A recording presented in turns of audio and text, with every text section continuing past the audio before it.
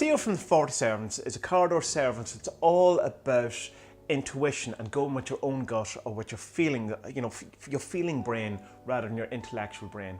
It's about if you have a decision to make or some sort of life event that's coming up that you have to, decide if you're going to go one way or another.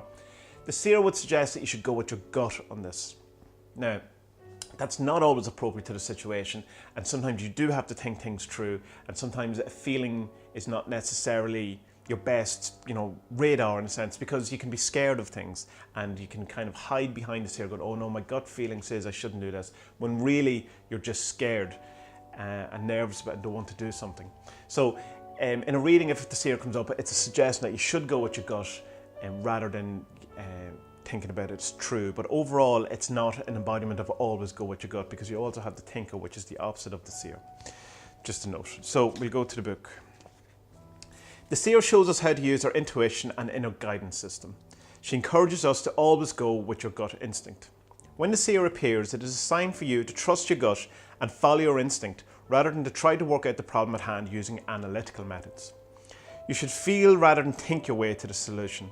If a big decision is to be made, the Seer suggests that you would go with what feels best rather than what may be logically best.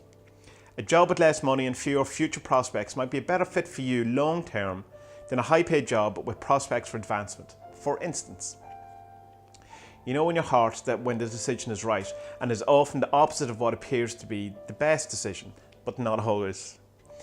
Sometimes your gut's going yes, and it also is the best decision, analytically. So it's not just one or the other. If you have to make a choice between two directions in life and you want to really know what your gut decision is, then just toss a coin in the air to decide. However, while the coin is in the air, take notice of which side you want the coin to land on. This is the direction you actually want to go in, and the Seer is telling you to follow it. The actual side of the coin that lands is irrelevant. That's a really good kind of thing to do. It's like that we kind of do know deep down which one we want. So if you toss the coin and then catch yourself thinking, oh, I hope it comes up heads because that's really what I want, then you've already had your answer. So the actual coin toss, where it lands, the result is irrelevant. The Seer suggests that you should feel your way through life for a while rather than trying to mentally work out the best move available or rigidly planning. The Seer is also about going with the flow and seeing what happens, letting life lead you for a time rather than pushing against it and trying to mould it to your vision.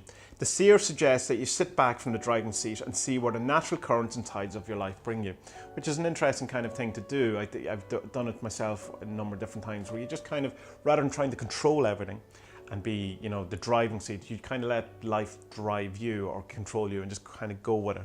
And it can be very interesting, but again, not something you should do long term or forever. It's not like a thing forever, it's not an ongoing thing, but as an experiment, it's worth trying.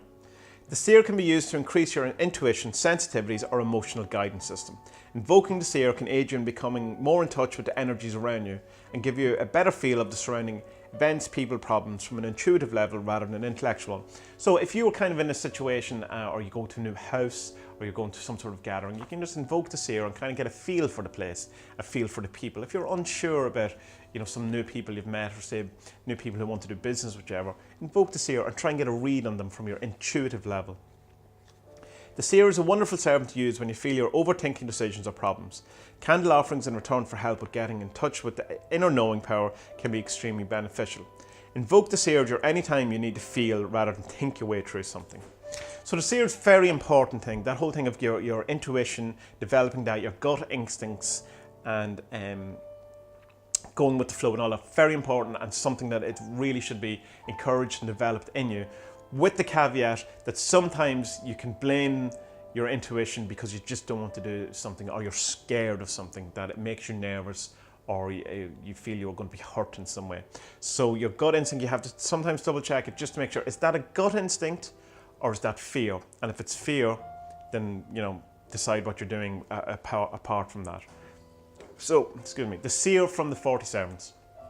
Great servant, very important servant, one really worth spending some time on developing a relationship with, but not someone to constantly rely on. So if you spend a lot of time with the Seer, equally spend some time with the thinker and balance that kind of out. Both are very important. So, the Seer from the 40 servants, check her out.